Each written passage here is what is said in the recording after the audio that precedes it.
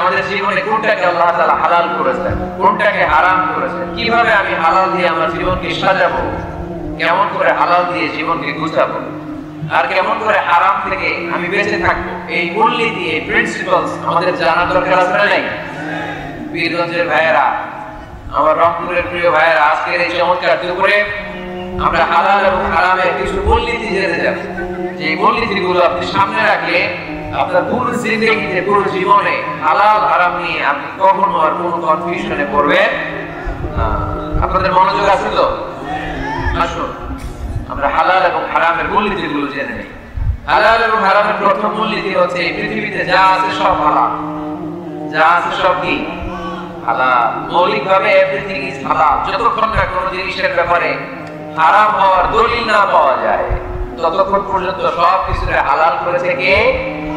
আল্লাহ। যখন দলিল পাওয়া যাবে যে এটা হারাম, তখন থেকে আমরা ওইটার কাছেও যাব না। তার আগ পর্যন্ত সব হালাল, ঠিক কি না? বুঝতে পারছেন তো? আর হালাল প্রমাণ করতে হলে কোনো দলিলের প্রয়োজন হয় না। আমি যদি বলি এটা হালাল, কেউ যদি বলে এটা যে হালাল, দলিল কি? দলিল দেওয়া লাগবে না। কিন্তু হারাম বলতে হলে দলিল দিতে হয়। তাও যেন যেন দলিল নয়, অকাট্য দলিল। কোরআন এবং সুন্নাহ, কোরআন এবং সুন্নাহর মতো অকাট্য দলিল ছাড়া কোনো জিনিসকে আপনি হারাম ঘোষণা করতে পারবেন না। এজন্য যারা বারবার হারাম হারাম হারাম হারাম বলে, এদের কাছে যাওয়া যাবে না। যারা আমাদেরকে আলো দেখায়, যারা আমাদেরকে আশা দেখায়, আমরা তাদের কাছে যাব। আল্লাহর হাবিব সাল্লাল্লাহু আলাইহি ওয়াসাল্লাম বলেছেন, বাশিরু ওয়ালা তুনাফিরু, সুসংবাদ দাও, মানুষকে দিন থেকে ভাগিও না। ইয়াসিরু ওয়ালা তুআসিরু, সহজ করে ইসলামকে উপস্থাপন করো, ইসলামকে কঠিন করো না, ঠিক কি না? আওয়াজ করে বলেন তো, ইসলাম পালন করা, ইসলাম মানা, এটা সহজ না কঠিন? জোরে বলেন, সহজ না কঠিন? ওযু করে নামাজ পড়া ফরজ, তাই না? ওযুর পানি নাই, তায়াম্মুম করে পড়লে কবুল করবে কে? দাঁড়িয়ে দাঁড়িয়ে নামাজ পড়া ফরজ, কোমরে ব্যথা, দাঁড়াতে পারছি না, বসে পড়লে কবুল করবে কে? বিয়েতে মোহরানা দেওয়া কি ফরজ? আওয়াজ করে বলেন, ফরজ। এখন মোহরানা যদি না থাকে, এক সাহাবী বলেন, ইয়া রাসূলুল্লাহ, বিয়ে করব। আল্লাহর হাবিব সাল্লাল্লাহু আলাইহি ওয়াসাল্লাম বলেন, বিয়ে করবে তো তোমার মোহরানা আছে? সাহাবী বলেন, মোহরানা নাই। মোহরানা নাই তো কি আছে? তো কিছু নাই। আল্লাহর হাবিব সাল্লাল্লাহু আলাইহি ওয়াসাল্লাম বলেন, কিছু না থাকলে বিয়ে করবে কেমনে? সাহাবী বলে, ইয়া রাসূলুল্লাহ, বয়স তো আর বসে থাকে না, বিয়ে তো করা লাগে। আল্লাহর হাবিব সাল্লাল্লাহু আলাইহি ওয়াসাল্লাম জিজ্ঞেস করলেন, কোরআন থেকে মুখস্থ কোন সূরা টুরা পারো? সাহাবী বললেন, পারি। এক যুবতী মেয়েকে জিজ্ঞেস করলেন, এই কোরআন পারো? সে বলে, না, কোরআন পারি না। আল্লাহর হাবিব সাল্লাল্লাহু আলাইহি ওয়াসাল্লাম বললেন, বিয়েতে রাজি আছো? মেয়ে বলল, রাজি। আল্লাহর হাবিব সাল্লাল্লাহু আলাইহি ওয়াসাল্লাম কোরআন জানা সাহাবী আর কোরআন না জানা এক নারীর সাথে বিয়ে পড়াইতেন। বিয়ে শেষে মেয়েটাকে বললেন, মা, তোমার স্বামীর কোনো টাকা পয়সা সম্পদ কিছু নাই, তোমাকে মোহরানা দিবে, তবে তুমি কোরআন পড়তে পারো না, তোমার স্বামী কোরআন পারে, তোমার স্বামী তোমাকে প্রতিদিন কোরআন শিখাইয়া দিবে, এটাই মা তোমার বিয়ের মোহর। সুবহানাল্লাহ, এত আসতে। তাহলে ইসলাম পালন করা সহজ না কঠিন? আরো জোরে বলেন, সহজ না কঠিন? মাইকম্যান কোন দিকে? এই মাইকম্যান আরেকটু সাউন্ডটা বাড়াই দিতে হবে, আরেকটু স্ট্রং, আরেকটু স্ট্রং করতে হবে। তাহলে বোঝা গেল ইসলাম পালন সহজ। ইসলামে সবকিছু হালাল, যতক্ষণ না হারামের ব্যাপারে কোনো দলিল খুঁজে পাওয়া না যায়। এজন্য যারা বারবার হারাম হারাম বলে, এদের কাছে যাওয়া যাবে না। যারা আশা দেখায়, যারা জান্নাতের পথ দেখায়, যারা সুসংবাদ দেয়, তারাই ইসলামের সঠিক ধারক এবং সঠিক বাহক। চিল্লায় বলতে হবে, ঠিক কি না? একজন লোক আছে সবকিছুর বলে হারাম। আপনারা শুনলে অবাক হবেন, একটা সময় এই বাংলাদেশে কিছু আলেম সমাজ বলতো ইংরেজি শিক্ষা হারাম, ইংরেজি পড়া হারাম, বলতো না? বলতো। সময়ের বিবর্তনে, কালের আবর্তনে এরাই এখন ইংরেজি শিখে, আছে না নাই? এখন আবার হালাল হয়ে গেছে। কথা বলে, ঠিক কি না? এক সময় কিছু কিছু আলেম সমাজ বলতো যে রাজনীতি করা হারাম, এখন আবার ওনারা রাজনীতি করে, আছে না নাই? ওনারা বলতেন ইসলামী ব্যাংকিং এগুলো জায়েজ না, এগুলো হারাম, এখন আবার করে। তো এখনো যেগুলো ওনারা হারাম হারাম বলতেছে, 5-10 বছর পরে এগুলো ওনাদের কাছে হালাল হয়ে যেতে পারে। চিল্লায় বলে, ঠিক কি না? এজন্য হারাম বলার আগে 100 বার ভাববেন কোনটা হারাম ওইটা না বুঝে না জেনে ঘোষণা দেওয়ার দায়িত্ব আল্লাহ আপনার দেয় নাই। আল্লাহ হাবিব সাল্লাল্লাহু আলাইহি ওয়াসাল্লাম বলেছেন হালাকাল মুতানাত্তিউন, যারা মুতানাত্তিউন তাদের ধ্বংস। সাহাবারা বলেন এরা আবার কারা? আল্লাহর হাবিব বলেন যারা ছোট্ট কোনো বিষয় নিয়ে ঘোষণা দিয়ে দেয় যে এটা হারাম, ওটা হারাম, ওটা হারাম, ওটা হারাম, এদের মুখের জিকির খালি হারাম হারাম। আছে না নাই? এই জিকিরটা একটু পাল্টাইতে হবে। হারাম হারাম না বলে জিকির করতে হবে কি হালাল হালাল হালাল। করা যাবে মুসলমান? সবাই রাজি আছেন তো? এজন্য রব্বুল আলামিন বলেন قل من حرم زينة الله التي أخرج لعباده والطيبات من الرزق।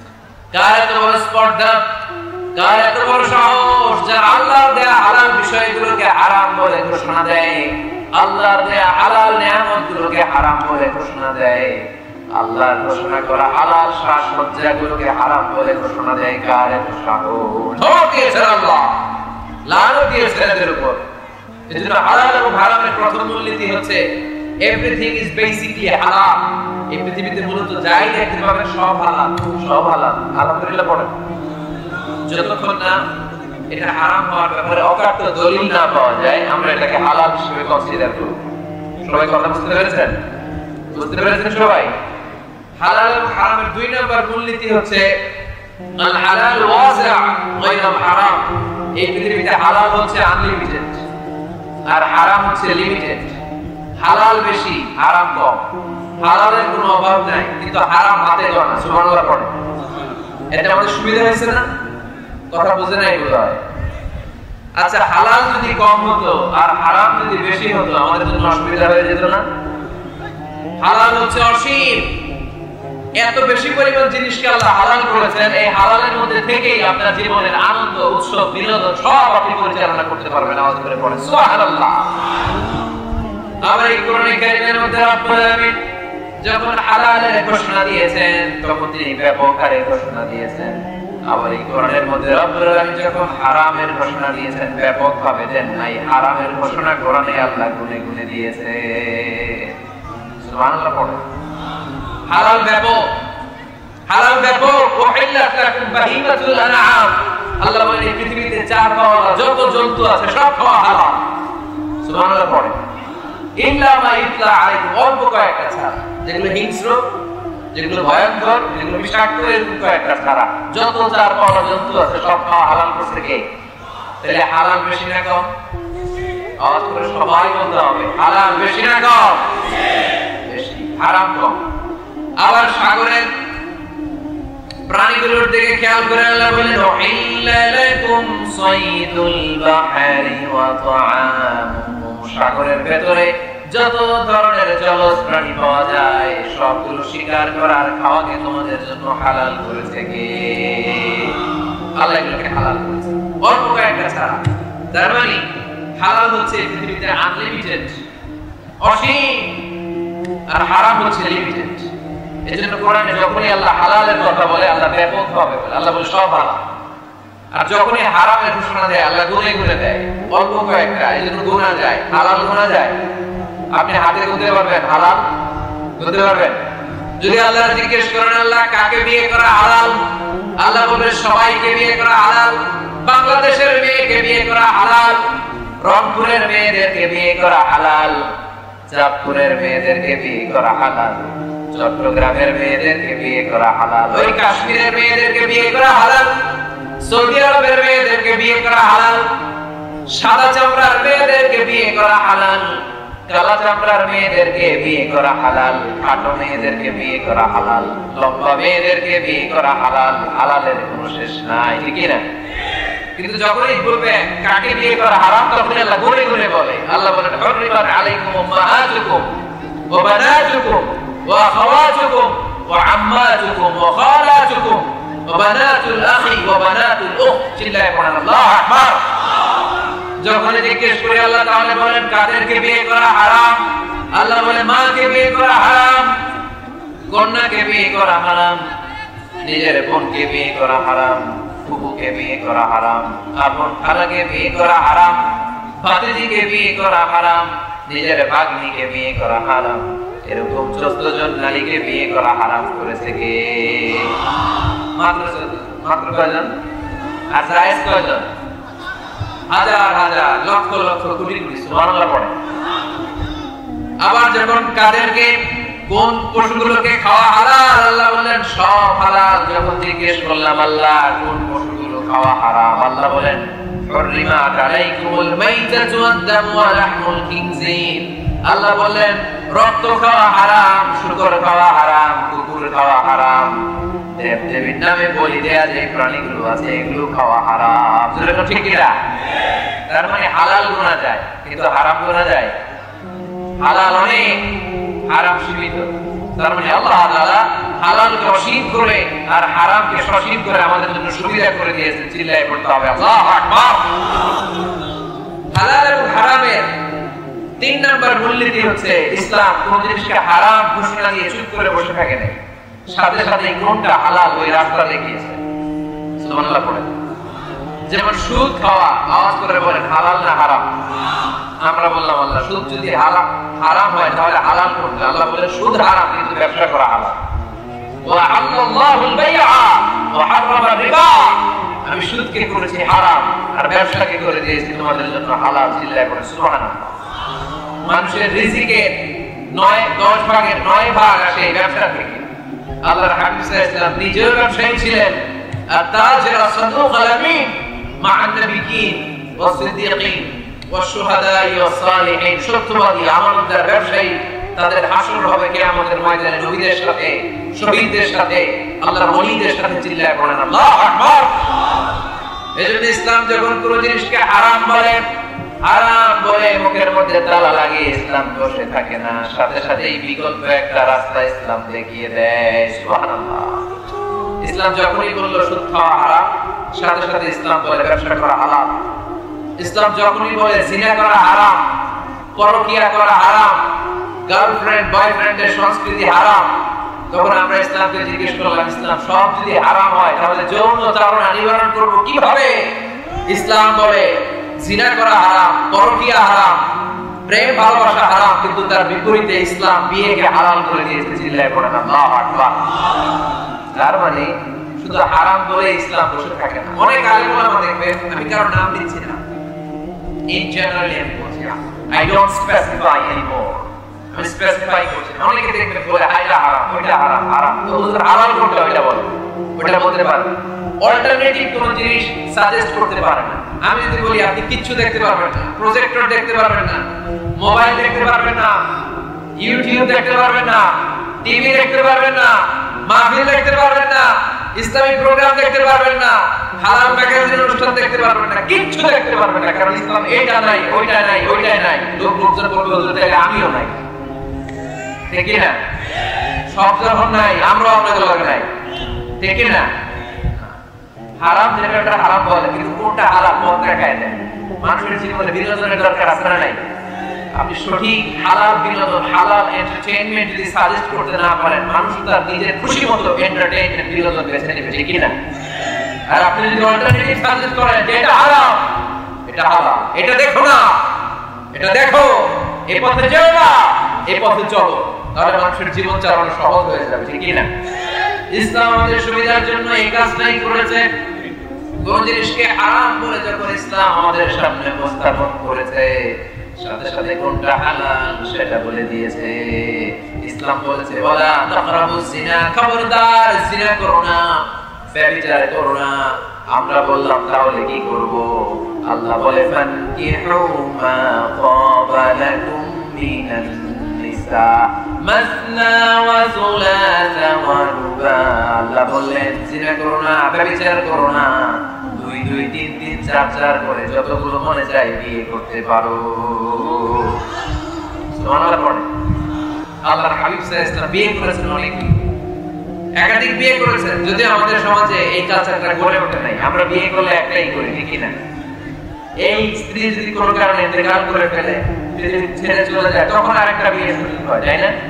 তো আরব দেশ ও পৃথিবীর অনেক দেশে একাধিক বিয়ে, এটা খুবই স্ট্রিক্ট হয়। আল্লাহর হাবিব সাল্লাল্লাহু আলাইহি ওয়াসাল্লাম 11টা বিয়ে করেছেন। সবাই বলেন, আওয়াজ করে বলেন কয়টা? স্ত্রী ছিল 11, দাসী ছিল 2টা। স্ত্রীদের সাথে আল্লাহর হাবিব সাল্লাল্লাহু আলাইহি ওয়াসাল্লাম হালাল বিনোদনে অংশগ্রহণ করতেন। রাতের বেলা মরুভূমিতে স্ত্রীদের সাথে তিনি দৌড়াদৌড়ি করতেন। আপনারা স্ত্রীদের সাথে দৌড়াদৌড়ি করছেন কেউ কেউ? কে কে করছেন দেখি? মাশাআল্লাহ, আছে তো আল্লাহর ওলি কয়েকটা। হ্যাঁ, আপনারা করছেন?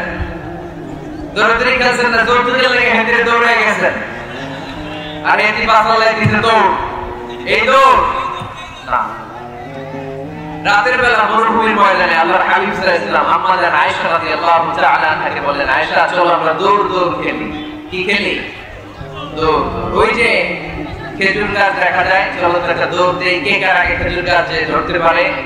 আল্লাহর হাবিব সাল্লাল্লাহু আলাইহি ওয়াসাল্লাম দৌড় দিলেন, আম্মা জান আয়েশাও দৌড় দিলেন। আল্লাহ রাসূল সাল্লাল্লাহু আলাইহি ওয়াসাল্লাম ইচ্ছা করে আস্তে দৌড় দিলেন, আম্মা জান আয়েশা রাদিয়াল্লাহু তাআলা আনহা জোরসে দৌড় দিয়ে খেজুর গাছ ধরে ফার্স্ট হয়ে গেলেন। আল্লাহ রাসূল সাল্লাল্লাহু আলাইহি ওয়াসাল্লাম হয়ে গেলেন সেকেন্ড। আম্মা জান আয়েশা খুব খুশি। তার 5-7 বছর পরে আবার একদিন রাতে কোন এক সফরে মরুভূমিতে আল্লাহর হাবিব সাল্লাল্লাহু আলাইহি ওয়াসাল্লাম বললেন, আয়েশা চলো তো আজকেও দৌড় দৌড় খেলি। কে কার আগে ওই পিলার বা ওই খেজুর গাছের ডাল ধরতে পারে, চলো দেই দৌড়। ওই দিন আর আল্লাহ রাসূল সাল্লাল্লাহু আলাইহি ওয়াসাল্লাম আজকে দৌড়ান নাই, জোরসে দৌড় মারলেন। আম্মা জান আয়েশা ওই রাতে পারে নাই। আল্লাহ রাসূল সাল্লাল্লাহু আলাইহি ওয়াসাল্লাম নিজে যে খেজুর গাছ ধরে ফার্স্ট হয়ে গেলেন। সুবহানাল্লাহ পড়েন। আয়েশা রাদিয়াল্লাহু তাআলা আনহা সেকেন্ড হয়ে গেলেন, রাগ করে বসে আছে। আল্লাহর হাবিব সাল্লাল্লাহু আলাইহি ওয়াসাল্লাম আম্মা জান আয়েশা রাদিয়াল্লাহু তাআলা আনহার কাছে গিয়ে বললেন, ইয়া আয়েশা হাদিহি বিতিলকা সাবকা, ওই যে 7 বছর আগে এক রাতে তুমি আমারে হারায় দিয়েছিলে, আজকে তোমারে হারাইয়া ওটার প্রতিশোধ নিয়ে নিলাম। সুবহানাল্লাহ পড়তে পারলেন না? কি ভালোবাসা ছিল আল্লাহ রাসূল সাল্লাল্লাহু আলাইহি ওয়াসাল্লামের সাথে আল্লাহ রাসূল সাল্লাল্লাহু আলাইহি ওয়াসাল্লামের স্ত্রীদের। আম্মা জান আয়েশা রাদিয়াল্লাহু তাআলা আনহাকে আল্লাহ রাসূল সাল্লাল্লাহু আলাইহি ওয়াসাল্লাম এত ভালোবাসতেন, পেয়ালা যেই জায়গায় ঠোঁট লাগিয়ে চুমুক দিয়ে আম্মা জান আয়েশা দুধ খেতেন, ঠিক ওই জায়গায় খুঁজে খুঁজে ঠোঁট লাগিয়ে বিশ্বনবীর দুধ খেতেন।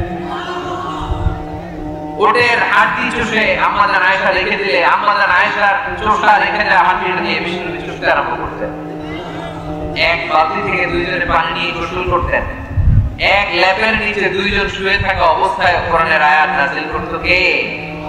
আম্মা জান আয়েশা বলতেন, আমাকে সাধারণ মহিলা মনে করো না, আমি অসাধারণ নারী, কারণ আমি বিশ্বনবীর এমন স্ত্রী যে স্ত্রী যখন বিশ্বনবীর সাথে একই কম্বলের নিচে শুয়ে থাকতো তখনও সাইয়েদনা জিবরাইল আলাইহিস সালাম কোরআনের আয়াত নিয়ে আসতেন। পড়ে সুবহানাল্লাহ।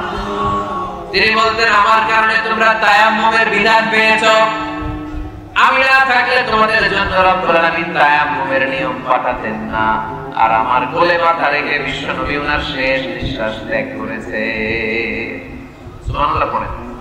তাহলে স্ত্রীদের সাথে বিনোদনকে হালাল করেছে কে? আপনি স্ত্রীকে গান শোনান, সওয়াব আছে না নাই? ফুল কিনে দিলে সওয়াব আছে না নাই? স্ত্রীকে নিয়ে ঘুরতে গেলে সওয়াব আছে না নাই? আপনারা রংপুরের লোকেরা কোথায় ঘুরতে যান বেশি এই জেলায়? স্বপ্নপুরী। কোথায় এটা? দিনাজপুরে না? কাঞ্চনজঙ্ঘাটা কোন দিকে? পঞ্চগড়ে। ওইখান থেকে নাকি হিমালয়ের পাহাড় দেখা যায়। দেখছেন আপনারা? যাবেন, স্ত্রীদেরকে নিয়ে ঘুরতে যাবেন। সুযোগ হলে ওই যে আপনাদের নীলফামারীতে তো ফ্লাইট আছে সৈয়দপুর, ওখান থেকে কক্সবাজার ফ্লাইটে চলে যাবেন, ডিরেক্ট ফ্লাইট। কক্সবাজারে নেমে সাগর, ভাবি আর আপনি হারায় যাবেন সাগর। সুবহানাল্লাহ। মা খুশি, বাড়িতে গেলে ধরবে, কই বেড়াইতে নিয়ে যাবে কম, ঠিক না? এই ঘোরাঘুরির দরকার আছে নাই? ইসলামটা এটা কনজাস্টেড কিছু না, আমরা এটার খুব চাপাচাপি করে কঠিন বানাই ফেলছি। অবস্থাটা এমন, আল্লাহ সাথ দেয় কিন্তু মাওলানা সাথ দেয় না, ঠিক না? আল্লাহ মাফ করে কিন্তু হুজুররা মাফ করতে চায় না, আছে না নাই? ইসলাম সহজ, এটাকে কঠিন বানাবেন না। যখন ইসলাম কোন জিনিসকে হারাম বলে ঘোষণা দিয়েছে, সাথে সাথেই হালালের রাস্তা কোনটা ওইটাও দেখা দিয়েছে, ঠিক না? ইসলাম ওদেরকে ঘোষণা দিয়েছে, ইন্নামাল খামরু ওয়াল মাইসিরু ওয়াল আনসাবু ওয়াল আজলামু রিজসুম মিন আমালিশ শাইতানি ফাজতানিবুহু। খবরদার, মদ খাওয়া হারাম, জুয়া খেলা হারাম, লটারি হারাম। আমরা বললাম, আল্লাহ মদ যদি হারাম হয় হালাল কিছু আছে নাকি? আল্লাহ বললেন, মদ তোমাদের জন্য আমি আল্লাহ হারাম করেছি, মধু খাওয়া তোমাদের জন্য হালাল করেছি।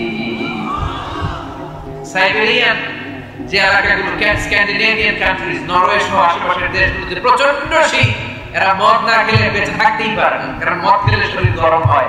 আল্লাহ বলে মদকে আমি হারাম করেছি, কিন্তু মদের চেয়েও বেশি গরম করে শরীর মধু। মদ হারাম, কিন্তু মধুকে করেছে হালাল। মধু খাওয়া শরীর এমনি গরম হয়ে যাবে। চিল্লায় পড়ে সুবহানাল্লাহ। তাহলে যেখানেই হারাম, তার পাশাপাশি হালালের একটা সুন্দর রাস্তা আছে না নাই?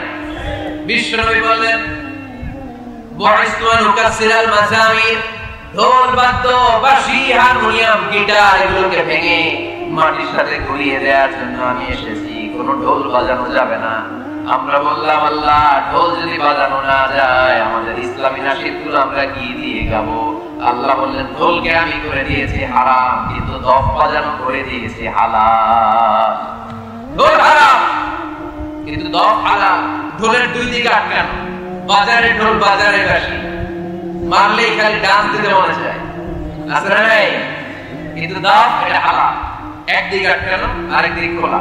আল্লাহ রাসূল সাল্লাল্লাহু আলাইহি ওয়াসাল্লাম মক্কা থেকে যখন মদিনায় হিজরতে গেলেন, মদিনায় এরকম হাজার হাজার নারী পুরুষ আবাল বৃদ্ধ বনিতা দফ হাতে নিয়ে বিশ্বনবীকে ওয়েলকাম সং গেয়ে বিশ্বনবীকে বলতে লাগলো তালাআল বাদরু আলাইনা মিন সানিয়াতিল ওয়াদা ওয়াজাবা শুকরু আলাইনা মাদা আলিল নিদা আইয়ুহাল মাবউস ফিনা জিতা মিন আমরিল মুতা' জিতা শারফতাল মাদিনা মারহাবান ইয়া খায়রাদা।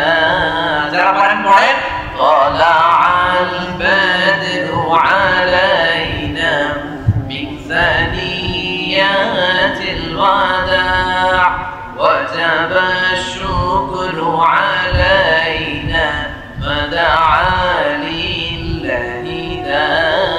চিল্লায় পড়তে হবে আল্লাহু আকবার। এই যে নাশিদটা আমরা গাইলাম, এটা হালাল না হারাম? সাথে যদি দফও থাকতো, দফ বাজায় গাইলে এটা হালাল না হারাম? হালাল, কারণ আল্লাহ ঢোলকে হারাম করেছেন, তার বিপরীতে দফকে হালাল করেছে কে? তাহলে ইসলামের মূলনীতি আমরা জানলাম। ইসলাম কোন জিনিসকে হারাম ঘোষণা দিয়ে মুখে কুলু পেটে বসে থাকে নাই। আমাদের সমাজের জন্য কোনটা হালাল ওই রাস্তাও দেখিয়েছে। সুবহানাল্লাহ পড়ে। হালাল হারামের আরেকটা মূলনীতি হচ্ছে যে কোনো জিনিস হারাম হওয়ার পেছনে যুক্তি আছে, কারণ আছে। যুক্তি ছাড়া কোনো জিনিসকে ইসলাম হারাম করে নাই।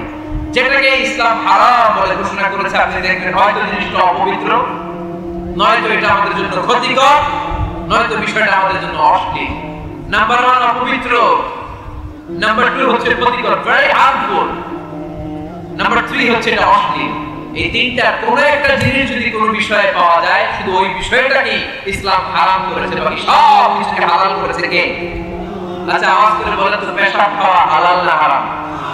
পায়খানা খাওয়া, কুকুর খাওয়া, শুকর খাওয়া, এর কারণে এগুলো অপবিত্র, ঠিক কি না? আপনার যদি 1 লক্ষ টাকাও দেয় আপনি পেশাব খেতে পারবেন? কারণ এগুলো আমাদের জন্য অপবিত্র বলে ঘোষণা করেছে কে? ইউহিল্লু লাহুমুত তাইয়্যিবাত ওয়া ইউহাররিমু আলাইহিম আল খাবাইস। ইসলামের বিধান হচ্ছে যত পবিত্র জিনিস আছে সব হালাল, আর যত অপবিত্র নোংরা জিনিস আছে সব হারাম। তাহলে 1 নম্বরে হচ্ছে কোন জিনিস যদি অপবিত্র হয় সেটা হারাম, আবার কোন জিনিস যদি আমাদের জন্য ক্ষতিকর হয় সেটাও আমাদের জন্য হারাম করেছে কে? ধূমপান করা এটা স্বাস্থ্যের পক্ষে ভালো না খারাপ? গলার সাউন্ড কমে আসছে। স্মোকার কিছু আছে এখানে? হ্যাঁ আছে আছে। হ্যাঁ, পীরগঞ্জের মানুষও স্মোকিং করে। পীরগঞ্জ মানে এখানে সব পীর আর ওলিয়া ওলিয়া থাকে। হ্যাঁ, এখানে বিড়ি খান আপনারা? এই সিগারেট পৃথিবীতে একমাত্র খাবার যে খাবারটা টয়লেটে বসে খাওয়া যায়, ঠিক কি না? আচ্ছা, সিগারেট বা বিড়ি ছাড়া আর কোন জিনিস কেউ টয়লেটে বসে খাইতে দেখছেন? আপনি পায়খানায় বসে ভাত খেতে পারবেন, বিরিয়ানি খেতে পারবেন, কলা খেতে পারবেন, কি খেতে পারবেন? বিড়ি খাবেন না। এখন মজা জিনিস, পৃথিবীতে সিগারেটই একমাত্র খাবার বা পণ্য যে প্রোডাক্টের গায়ে প্রোডাক্টের বদনাম লেখা থাকে। ধরেন একটা চানাচুর বের হয়েছে, নতুন চানাচুর কোম্পানি পীরগঞ্জে, এই চানাচুরের প্যাকেটের উপরে লেখা যারাই এই চানাচুর খাবে সাথে সাথে তাদের বমি হবে আর ডায়রিয়া হবে। কিনবেন? কি করবেন? কিনবই না, বলবো তোর ছাড়া শুধু তুই খা, তোর বমি হোক, তোর চোদ্দ গোষ্ঠীর ডায়রিয়া হোক, তুই মর, ঠিক কিনা? কারণ এই পণ্যের গায়ে বদনাম, আমি কিনবো কেন? দেখেন সিগারেটের উপরে লেখা স্মোকিং কজেস ক্যান্সার, ধূমপান কর্কট রোগের কারণ, ধূমপান স্বাস্থ্যের জন্য ক্ষতিকর, এটা খেলে ক্যান্সার হতে পারে, ক্যান্সার যেটা নেই কোনো ক্যান্সার, এটা জেনা মানুষ খায়, এটার ভেতরে আছে নিকোটিন, চিকিৎসা বিজ্ঞানীরা বলে এটা হচ্ছে স্লো পয়জন, বিষ খাওয়া যা ধূমপান করা তা, এটা আপনাকে শেষ করে দেবে। আপনার স্ত্রী আস্তে আস্তে আক্রান্ত হবে আপনার ত্বকটাকে আসলে, আপনার বাচ্চাদেরকে আদর করতে গেলে আপনার বাচ্চারা আক্রান্ত হবে। এই নিকোটিন তৈরি হয় টোবাকো প্ল্যান্টস থেকে, টোবাকো তামাক পাতা, পীরগঞ্জে তামাক পাতা আছে নাকি? দেখবেন তামাক পাতার বাগানে কোনো বেড়া দেয়া লাগে না, বাঁশ দেয়া লাগে না, কারণ ছাগলের উপর দেয়। তামাক পাতা ছাগলে খায়, গরু খায়, যেটা ছাগলে খায়, যেটা গরু খাইলো না, এটা আপনি আশরাফুল মাখলুকাত দিয়ে মুখে দিতে পারবেন? তাহলে সিগারেটের সাথে আমাদের কোনো সম্পর্ক? যুবক ভাইয়েরা, আজকে আমরা ওয়াদা করব কোনদিন পারতপক্ষে জীবন থাকা পর্যন্ত আমরা আর ধূমপান করব। ধূমপানকে আমরা বলে দিব নো। কি বলে দিব? সবাই একসাথে বলেন, ধূমপানকে আমরা কি বলবো?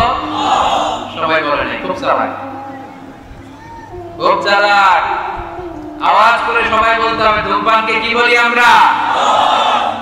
নো। ধূমপানের সাথে আমাদের কোনো সম্পর্ক?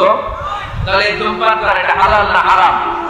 ইয়াবা খাওয়া, গাঁজা খাওয়া, ফেন্সিডিল, এগুলো সব হারাম করেছে কে? কারণ স্বাস্থ্যকর না, এটা অস্বাস্থ্যকর, স্বাস্থ্যের পক্ষে ক্ষতিকর। তাহলে কোনো জিনিস যদি অপবিত্র হয় সেটা হারাম, ক্ষতিকর হলে হারাম। নাম্বার 3 হচ্ছে ফাহিশ, অশ্লীল, অশ্লীলতা থাকলে সেটা হারাম। আপনি যদি ইন্ডিয়ান নায়িকাদের নেকেড ভিডিও দেখেন, এটা হালাল না হারাম? এর মধ্যে অশ্লীলতা আছে না নাই? তাহলে কোনো অশ্লীল, কোনো ক্ষতিকর, কোনো অপবিত্র জিনিসের সাথে মুমিনদের কোনো সম্পর্ক নেই। তারপরে হালাল এবং হারামের আরেকটা মূলনীতি হচ্ছে মুকাদ্দামাতুল হারামে হারাম, যেটা হারাম এটা সূচনাও হারাম, যেটা হারাম এটা শুরুটাও হারাম। যেমন কোন নারীদের দিকে, বেগানা নারীদের দিকে ভাব নিয়ে তাকানো, এটাকে হারাম করছে কে? আসলে এটা হারাম হওয়ার কথা ছিল না, কারণ আপনি তো তাকিয়েছেন। এটা হারাম হওয়ার কারণ হচ্ছে এই তাকানোটাই একটা সার্টেন পিরিয়ড শেষে আপনাকে জিনার দিকে নিয়ে যাবে, পরকীয়ার দিকে নিয়ে যাবে, হারাম প্রেম আর ভালোবাসার দিকে ডেকে নিয়ে যাবে। চিল্লায় বলে ঠিক কিনা?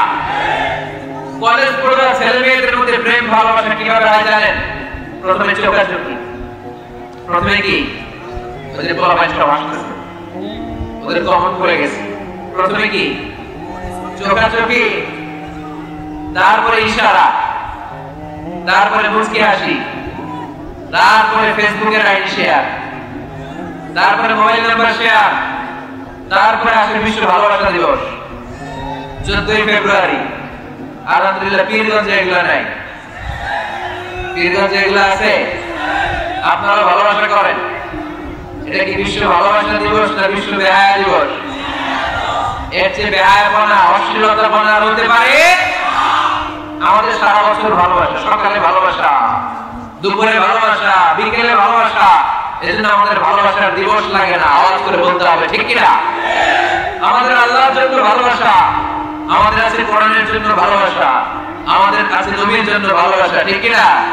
রাসূল আমার ভালোবাসা, রাসূল আমার আলো আশা, রাসূল আমার প্রেম বিরহের মূল আলোচনা, রাসূল আমার কাজে কর্মের অনুপ্রেরণা, ঠিক না? রাসূলের ভালোবাসা আমাদের অন্তরে আছে না নাই? আছে, আমাদের সব সময় ভালোবাসা। এজন্য আমাদের দিবস দিবস লাগে না, আমরা সকালে ভালোবাসি, আমরা দুপুরে ভালোবাসি, আমরা রাতে ভালোবাসি, আমাদের 24 ঘন্টাই ভালোবাসাবাসি, ঠিক না? এখানে আওয়াজ করতেছেন কারা কারা দেখি? ওটা ওটা করতেছেন কেন? শেষ করে দেয় আলোচনা না? শেষ করে দেয়, একটা সংক্ষিপ্ত মোনাজাত দিয়ে শেষ করে দেয়। আর কয়েক মিনিট শুনবেন? হ্যাঁ শুনবেন, শুনবেন। তাকবীর পড়েন, লিল্লাহি তাকবীর, লিল্লাহি তাকবীর। লিল্লাহি তাকবীর। সম্মানিত ভাইরা, এই নজরটা বড় খারাপ, বদ নজর। আন-নাযার সামুন মাসমুমুন মিন সিহামি ইবলিস। এই নজরটা হচ্ছে ছেলেরা যে মেয়েদের দিকে তাকায়, মেয়েরা ছেলেদের দিকে তাকায়, এই অবাক দৃষ্টি, এই লাগামহীন দৃষ্টি, এটা শয়তানের বিষ মাখানো তীরের মধ্য থেকে ভয়ঙ্কর একটা তীর। এই তীর দিয়ে শয়তান যুবক আর যুবতীদেরকে কাবু করে ফেলে। এই তীর দিয়ে শয়তান কলেজ পড়ুয়া ছেলে আর মেয়েদেরকে ধ্বংসের পথে নিয়ে যায়। হারাম ভালোবাসা এদেরকে ডেকে নিয়ে যায়। চিল্লায় বলে ঠিক কি না? এই যে বয়ফ্রেন্ড আর গার্লফ্রেন্ডের কালচার আগে ছিল বাংলাদেশে, কথা কয় না। এলাকায় এগুলো আছে? এলাকায় আছে এগুলা? কার কার গার্লফ্রেন্ড আছে দেখি? এগুলো ভাই দেখছেন? কত বড় টাকায় গার্লফ্রেন্ড আছে। ওটা সত্য স্বীকার করছে না? গার্লফ্রেন্ড না, কালকে বিয়ে করে ফেললো ওরে, পাওয়া যাবে? হ্যাঁ, কে বাপ মা দেয় না, টাকা নাই, ছেলের বাবা মেয়ের বাবা উভয়েরই বলি বিয়ে করাই দেন, বিয়ে করিয়ে দিবেন, ঠিক না? ওরে আল্লাহ মহা খুশি। বিয়ের কথা শুনে কয় ঠিক। বিয়ের চেয়ে ভালো জিনিস আছে পৃথিবীতে? ভালো জিনিস আছে? এটা জান্নাতি সম্পর্ক। এজন্য ছেলের বাবা মেয়ের বাবা বিয়েটাকে সহজ করে দেন। বিয়ে না করিয়ে দিয়ে যদি ওদেরকে পেন্ডিং রেখে দেন, ওদের ভালোবাসার কারণে যত গুনাহ হচ্ছে, এই অবৈধ প্রেমের কারণে যত গুনাহ হচ্ছে, তার একটা পার্সেন্টেজ গুনাহ বাবা মায়ের কাছে আছে নাই? এজন্য খবরদার, এই হারাম ভালোবাসাকে, এই গার্লফ্রেন্ড এই বয়ফ্রেন্ড কালচারকে কোনো মুমিন সাপোর্ট করতে পারে না। বিয়ে করেন। আর নিকাহ মিন সুন্নতি ফামান রাগিবা আন সুন্নতি ফালাইসা মিন্নি। আল্লাহর হাবিব সাল্লাল্লাহু আলাইহি ওয়াসাল্লাম বলেন, বিয়ে আমার সুন্নাহ, যে আমার সুন্নাহ থেকে মুখ ফিরিয়ে নেয় সে কঠিন কালেও আমার উম্মত হতে পারে না। এজন্য নজরটা বড় ভয়ঙ্কর, নজরটা বড় ভয়ঙ্কর। আল্লাহর হাবিব সাল্লাল্লাহু আলাইহি ওয়াসাল্লাম বললেন, মাইয়াত মানলি মা বাইনা লিহিয়াইহি ওয়া মা বাইনা রিজলাইহি আদমান লাহুল জান্নাহ। আমার কোন উম্মত যদি দুইটা অঙ্গের গ্যারান্টি আমাকে দেয়, আমি আমার ওই উম্মতকে জান্নাতের গ্যারান্টি দিয়ে দেই। এক হচ্ছে জিহ্বার গ্যারান্টি। কেউ যদি আমার নবীর গ্যারান্টি দেয়, নবী আমার এই জিহ্বা দিয়ে কোনো পাপ কাজ আমি করব না। দুই হচ্ছে লজ্জাস্থানের গ্যারান্টি। আমার নবীকে যদি গ্যারান্টি দেওয়া হয়, নবী এই লজ্জাস্থানের পাপ আমি করব না। জিহ্বার গ্যারান্টি আর লজ্জাস্থানের গ্যারান্টি যদি কোনো উম্মত আমার দেয়, বিশ্বনবী বলেন, আমি আমার সেই উম্মতকে জান্নাতের গ্যারান্টি দিয়ে দেব, জান্নাতের গ্যারান্টি দিয়ে দেব। এজন্য খবরদার, কোন হারামের সাথে আমাদের কোনো সম্পর্ক নেই। আমাদের সম্পর্ক হবে শুধু হালালের সাথে, ঠিক কি না? আপনি যদি হারাম খেয়ে জিকির করেন, এই জিকির আল্লাহর কাছে কবুল হবে? হারাম খেয়ে নামাজ পড়লে কবুল হবে? হারাম খেয়ে এতিমখানা বানালে কবুল হবে না। কারণ ইন্নাল্লাহ তাইয়্যিব লা ইয়াকবালু ইল্লা তাইয়্যিবা। আল্লাহ নিজে পবিত্র, আল্লাহ পবিত্র ছাড়া কোনো কিছুকে কবুল করে। বিশ্বনবী বললেন, বাইতুল্লাহর চারিপাশে এক সাহাবা ইয়া রাব ইয়া রাব ইয়া রাব বলে কাঁদতে শুরু করে দিয়েছে। অন্যান্য সাহাবারা বলতে লাগলো, এই সাহাবী সব সওয়াব নিয়ে গিয়েছে। আল্লাহর হাবিব সাল্লাল্লাহু আলাইহি ওয়াসাল্লাম বললেন, ওয়া মাতা'আমুহু হারাম ওয়া মালবাসুহু হারাম ওয়া মাশরাবুহু হারাম ফাআন্না ইস্তাজাবু লাহু। আল্লাহর নবী বললেন, এই লোকটা যতই কাঁদুক, যতই জিকির করুক, যতই ইবাদত করুক, এই লোকটা যা খায় হারাম খায়, যা করে হারাম থেকে করে, তার কোনো দোয়া আল্লাহর কাছে কবুল হবে না। এজন্য আমরা হালাল খেতে চাই। আপনি হালাল খেলে মুস্তাজাবু দাওয়া। রিকশাওয়ালার পয়সার মতো কোনো হালাল পয়সা পৃথিবীতে হতে পারে? কুলিওয়ালা ঠালাওয়ালা এদের পয়সার মতো হালাল পয়সা এই দুনিয়াতে হতে পারে? তাহলে মুসলমানদের স্লোগান হবে, হারামের সাথে আমাদের কোনো সম্পর্ক। আমাদের সম্পর্ক কিসের সাথে? চিল্লায় বলতে হবে, কিসের সাথে? আর একটা মূলনীতি জেনে রাখবেন,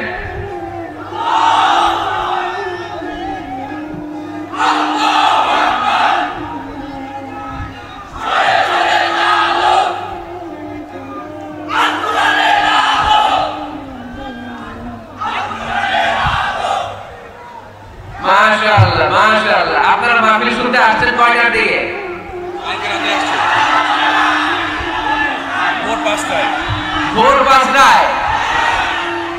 ফজরের সময়, গত রাতেও আসছেন, গত রাতে এসে বসে আছেন কারা কারা দেখি? আল্লাহ আল্লাহ আল্লাহ, আমার ভাইদেরকে তুমি কবুল করো, আল্লাহ এই মাহফিলটারে তুমি নাজাতের ওসিলা বানাও। এই পীরগঞ্জের ময়দানে আমরা যেভাবে একসাথে বসলাম, আল্লাহ তোমার জান্নাতের জন্য আমরা একসাথে থাকতে পারি, তুমি কবুল করে নাও, পড়েন আমিন। হালাল এটা সবার জন্য হালাল, ঠিক কি না? হারাম সবার জন্য হারাম, ঠিক কি না? বলেন তো মিথ্যা বলা আপনার জন্য হালাল না হারাম? আমার জন্য, কাবা ঘরের ইমামের জন্য, বিশ্ব নবীর জন্য যেটা হারাম এটা সবার জন্য হারাম, ঠিক কি না? অন্যায় করলে এটা সবার জন্য অপরাধ। এটা এমপির ছেলে করুক যেরকম অপরাধ, প্রধানমন্ত্রীর ছেলে করুক যেরকম অপরাধ, প্রেসিডেন্টের ছেলে করলে যেমন অপরাধ, রিকশাওয়ালার ছেলে করলে তেমন অপরাধ, চিল্লায় বলেন ঠিক কি না? ইসলাম বলে সবাই সমান। There is no difference between black and white, between upper and lower, between the richer section of the society and poorer section of the society. Everyone is totally equal, 100% equal, completely equal. Is the eyes of Islam, চিল্লায় বলেন ঠিক কি না? ইসলাম বলে সাদা কালোর পার্থক্য নাই, ধনী গরিবের পার্থক্য নাই, নিয়ম সবার জন্য সমান। তাই আমরা হালাল অবলম্বন করতে চাই। আল্লাহর হাবিব সাল্লাল্লাহু আলাইহি ওয়াসাল্লাম সব সময় হালাল উপার্জনের জন্য দোয়া করতেন আর বলতেন, আল্লাহুম্মা কফিনি বিহালালিকা আন হারামিক ওয়া আগনিনি বিফাদলিকা আম্মান সিওয়াক। আল্লাহ, হারামের দিকে যেতে চাই না, তুমি আমাকে হালালের উপর অবশিষ্ট রাখো, এই হালাল দিয়ে আমার জীবনটাকে ভরপুর করে দাও, চিল্লায় পড়েন আমিন। আমরা আল্লাহ তাআলার কাছে কায়েমুল বাক্যে দোয়া করি, আমরা যেন হালাল দিয়ে আমাদের জীবনকে সাজাতে পারি, তুমি তৌফিক দাও। আর জোরে পড়েন আমিন। আমরা যেন হারাম থেকে যোজন যোজন কিলোমিটার দূরে থাকতে পারি, আল্লাহ তুমি তৌফিক দান করো, আমরা পড়ি আমিন। আমাদের প্রিয় আলতাফ ভাই একটা সুসংবাদ আপনাদেরকে শোনাতে চায়। উনি আপনাদের জন্য পীরগঞ্জে অসাধারণ ক্যালিগ্রাফির ডিজাইন দিয়ে, আর্কিটেকচারাল ডিজাইন দিয়ে একটা মসজিদ বানাতে চায়, পড়েন আলহামদুলিল্লাহ। আমি টাঙ্গাইলে আল ওয়াসাতিয়া মডেল মসজিদ নামে একটা মসজিদের ঘোষণা দিয়েছে, আলোচনা থেকে আপনারা শুনেছেন, ইউটিউবে কে কে শুনছেন হাত তোলেন? মাশাআল্লাহ, আদনামান। তো সেখানে আমি দেখিয়েছি মসজিদ হচ্ছে মুসলিম সমাজের সামাজিক ঐক্যের কেন্দ্রবিন্দু। আমাদের মসজিদ হিন্দুদের মন্দিরের মতো নয়, আমাদের মসজিদ খ্রিস্টানদের গির্জার মতো নয়, আমাদের মসজিদ ইহুদিদের সিনাগগের মতো নয়, আমাদের মসজিদ শিখদের গুরুদ্বারার মতো নয়, আমাদের মসজিদ আমাদের কমিউনিটি সেন্টার, চিল্লায় বলে ঠিক কি না? আমাদের মসজিদ আমাদের সামাজিক ঐক্যের প্রাণকেন্দ্র। এই মসজিদ থেকে বিশ্বনবী যুদ্ধ পরিচালনা করেছেন, বেকার লোকদেরকে চাকরির ব্যবস্থা করেছেন, অসহায়কে ভাতা দিয়েছেন, বিচার কার্য পরিচালনা করেছেন। বিশ্বনবীর মসজিদ ছিল বিশ্বনবীর গণভবন, এটাই ছিল বিশ্বনবীর বঙ্গভবন, এটাই ছিল বিশ্বনবীর সেক্রেটারিয়েট, চিল্লায় বলেন ঠিক কি না? আমি আল ওয়াসাতিয়া মডেল মসজিদের একটা মাস্টার প্ল্যান সেই টাঙ্গাইলে হাজার হাজার লাখ জনতার সামনে পেশ করেছে। এরপর সারা বাংলাদেশ থেকে আমার কাছে ফোন করেছে। গতকাল শেরাটন হোটেল ছিলেন, হোটেল ইন্টারকন্টিনেন্টাল আমার একটা মিটিং ছিল। নারায়ণগঞ্জে অলরেডি ঘোষণা হয়ে গেছে, কিছুদিন পরে আমি মসজিদ উদ্বোধন করব। কক্সবাজারে ঘোষণা হয়েছে, সিলেটে হয়েছে, খুলনায় হয়েছে। আলহামদুলিল্লাহ করেন না? আপনাদের রংপুর পীরগঞ্জে এরকম একটা মডেল মসজিদ হোক, আমরা চাই কি চাই না? আমাদের মসজিদের দুয়ার সবার জন্য খোলা, চিল্লায় বলেন ঠিক কি না? যুবকরা মসজিদ মুখী হতে চায় না, কারণ তাদের জন্য অ্যাক্টিভিটি রাখি নাই। নারীরা মসজিদে আসতে পারে না, তাদের জন্য নামাজের জায়গা রাখি নাই। ছোট বাচ্চাদেরকে আমরা ধমকে মসজিদ থেকে তাড়িয়ে দেই, আগামী প্রজন্ম ছেলেরা মুসল্লি হবে না, চিল্লায় বলেন ঠিক কি না? এজন্য আমরা মসজিদকে গণমানুষের মিলন কেন্দ্রে প্রস্তুত পরিণত করতে চাই। আমাদের আলতাফ ভাই একটা চমৎকার মসজিদের ডেমো আমাকে দেখিয়েছে, আমি আমার মাস্টার প্ল্যান ওনার সাথে শেয়ার করব। আপনাদের যা যতটুকু সুযোগ হয় ওনার মাদ্রাসার জন্য, মসজিদের জন্য দুহাত তুলে দান করবেন। রাজি আছেন তো? সবাই রাজি আছেন? আল্লাহ আমাদের সবাইকে কথাগুলো বুঝে আর আমল করার তৌফিক দান করুন। আমরা সবাই পড়ি আমিন। যতগুলো কথা বলেছি কোরআন সুন্নাহর আলোকে বলেছি, বানিয়ে কিছু বলি নাই। তারপরেও আমার মনে অজান্তে কোনো মিস ইনফরমেশন যদি আমার মুখ ফসকে বেরিয়ে যায়, সেগুলো যেন আল্লাহ তাআলা আপনাদের স্মৃতিপট থেকে মুছে দেয়, আমরা পড়ি আমিন। সত্য, সুন্দর আর হকের পক্ষে, কল্যাণের পক্ষে যা বলেছি